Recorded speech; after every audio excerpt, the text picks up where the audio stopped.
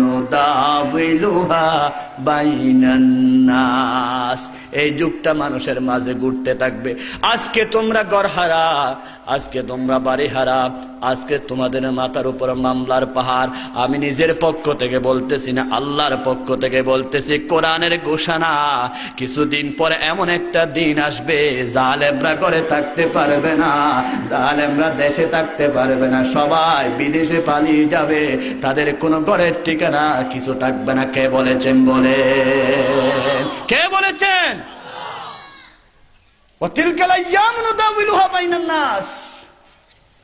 আমাদের মনে প্রশ্ন থাকতে পারে, অনেকজন আমাকে বলে, হুজুর আল্লাহ মনে হয় বেশি জালেমকে পছন্দ করে, আল্লাহ মনে হয় তাদের হাতে ক্ষমতা দিয়ে রাখবে, আর নিবে না মনে হয়। এত শক্তি কেমনে? এত মানুষ মারে, কোনো বিচার হচ্ছে না কেন? মনে মনে প্রশ্ন আছে কিনা? এত কিছু করতেছে, কোনো অসুবিধা হচ্ছে না কেন? দেখলাম না তাদের কোনো বিপদ আসতে কেন হচ্ছে না? মনে হয় আল্লাহ তাদেরকে পছন্দ করে। বিশ্ববাসী, বাংলাদেশের কলিজা ভাঙ্গা মানুষের এই প্রশ্নের উত্তর আল্লাহ দিচ্ছেন, ওয়াল্লাহু লা ইউহিব্বুজ জালিমিন। আল্লাহু আকবার। আল্লাহ জালেমদেরকে কখনো পছন্দ করেন না। কে বলতেছেন? আল্লাহ কখনো পছন্দ। আমার কথা নাকি আল্লাহর কথা? যে আয়াত পড়েছি সেই আয়াতে আল্লাহ কখনো তাদেরকে পছন্দ করেন না। 1978 সনে আল্লাহর প্রিয় মুফাসসির আল্লামা সাঈদী সাহেব যাওয়ার পরে কাবা ঘরের দরজা খুলে গেল, কাবা ঘরের ভিতরে ঢুকলেন, 2 ঘন্টা কানলেন। বাইর হওয়ার সময় একটা আয়াত দেখলেন, ওয়াকালা রাব্বুকুম উদউনি আস্তাজিব লাকুম। আল্লাহকে ডাকো, আল্লাহ ডাকের সাড়া দিবে। এই আয়াত দেখে আবার ঢুকলেন, আবার কানলেন। কানতে কানতে আল্লাহর কাছে এত বেশি প্রিয় হয়ে গেল, হযরত নূহ আলাইহিস সালাতু ওয়াস সালাম 950 বছরে 80 জন মুসলমান বানালেন। নূহের মর্যাদা অনেক উঁচুতে, কোনো সন্দেহ নাই। নূহ আলাইহিস সালাতু ওয়াস সালামের বালুর সমানও পৃথিবীর কোনো মানুষ হবে না। অবশ্যই নবীর মর্যাদা বেশি। আল্লাহ চাইলে আল্লাহর প্রিয় বান্দাদের থেকে আরো বেশি খেদমত নেয়। কাবা ঘরে 2 ঘন্টা কাঁদার পরে আল্লাহর কাছে এমন প্রিয় হয়ে গেল, আল্লামা সাঈদী সাহেব 30 বছরে 5000-এর উপরে কাফের মুসলমান বানায়া দিলে। আল্লাহু আকবার। ওরে আল্লামা সাঈদী তিনি হলেন নায়েবে রাসূল, সূরতে সিরাতে তিনি খোদার মকবুল। 1978 সনের ঘটনা। 2012 সাল, একজন জালেম যিনি মানুষ খুন করেছে কাবা ঘরে গেলেন তাওয়াফ করার জন্য। কাবা ঘরে গিয়ে 1 দিন 2 দিন নয়, 1 মাস চেষ্টা করেছেন। 1 দিনের জন্য কাবা ঘরের মাতাফে যেখানে তাওয়াফ করে সেখানে নামতে পারে নাই। নামার সাথে সাথে উঠে চলে আসে। ঘরে বাংলাদেশে আসার আগে নিজের রুমাল নিজে গলার সাথে পেঁচিয়ে ফ্যানের সাথে লাগিয়ে আত্মহত্যা করলেন, এবং সিনার মধ্যে একটা কাগজ লিখে দিলেন, আমি বাংলাদেশ থেকে 4 লক্ষ টাকা খরচ করে কাবা ঘরে তাওয়াফ করতে আসছি। আমি যখন কাবা ঘরের সীমানায় যাই, আমি আমার যে চাচাতো ভাইকে 1 বছর আগে খুন করেছি ক্ষমতার দাপট দেখাইয়ে, আমার সেই চাচাতো ভাই জান্নাতের হুরের মতো উঠতেছে।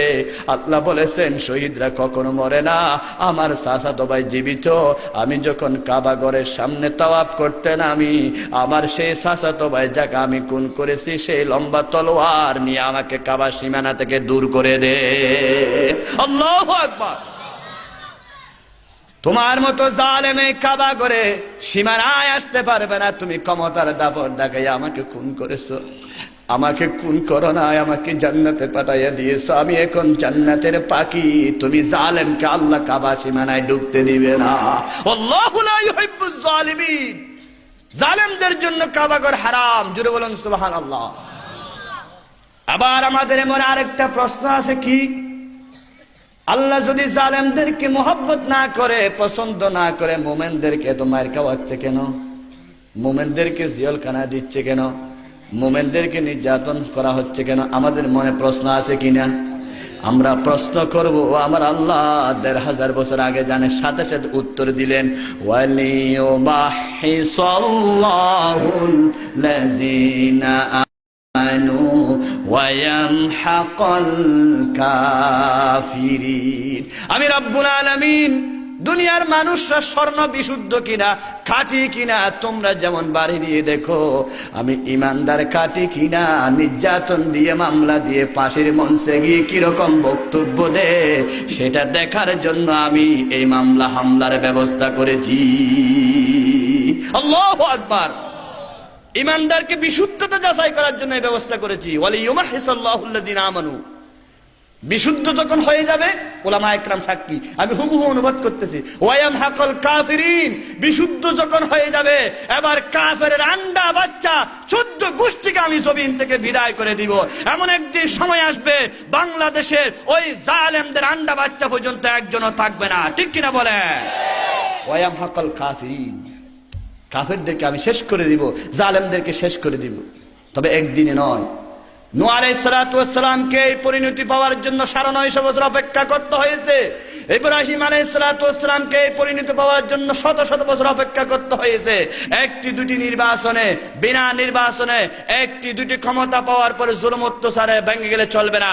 অনেক দিন পর্যন্ত আল্লাহ পরীক্ষা করবে।